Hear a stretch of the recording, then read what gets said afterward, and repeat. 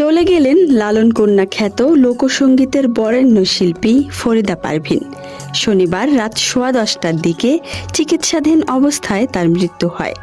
Universal medical college হাসপাতালের ব্যবস্থাপনা পরিচালক আশিস কুমার চক্রবর্তী এ তথ্য নিশ্চিত করেছেন। মৃত্যুর সময় তার বয়স হয়েছিল 73 বছর।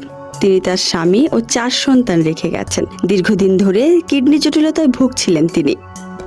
এর আগেও একবার শারীরিক জটিলতার কারণে হাসপাতালে ভর্তি হয়েছিলেন তিনি, তবে সেবার সুস্থ হয়ে বাড়ি ফিরেছিলেন তিনি।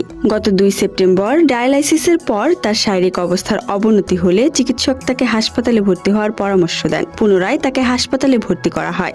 বুধবার বিকেলে তাকে লাইফ সাপোর্টে নেওয়া হয়। অবশেষে শনিবার রাত 10:15টার দিকে তিনি শেষ নিঃশ্বাস ত্যাগ করেন। কিংবদন্তি এই শিল্পীর মৃত্যুতে গভীর শোক প্রকাশ করেছেন সংস্কৃতি বিষয়ক উপদেষ্টা মোস্তফা সরয়ার ফারুকী। তিনি বলেন, তার প্রয়াণে দেশের সঙ্গীতাঙ্গন এক অপূরণীয় ক্ষতির সম্মুখীন হল। লালন গীতি এবং বাংলার গান তিনি সযত্নে ধারণ ও প্রচার করেছেন। তার কণ্ঠে লালনের গান শুধু সুরেলা আবেগেই ভাসায়নি, আমাদের সংস্কৃতির অন্তর্লীন দর্শন ও জীবনবোধকেও নতুন মাত্রায় তুলে ধরেছিল। তার শিল্পচর্চা প্রজন্মের পর প্রজন্মকে প্রেরণা জুগিয়েছে। ফরিদা পারভীনের অবদান চিরস্মরণীয় হয়ে থাকবে।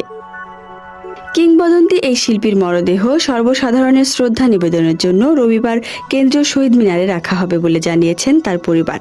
পরে কুষ্টিয়ায় মা বাবার কবরে দাফন করা হবে তাকে। ফরিদা পারভীনের ছেলে ইমাম নিমিরি উপল বলেন, মাকে আমরা কুষ্টিয়ায় দাফন করব তার ইচ্ছা অনুযায়ী। মেয়ে জিহান ফারিয়া বলেন, মা মর্যাদা নিয়ে পৃথিবী ছেড়ে গেছেন।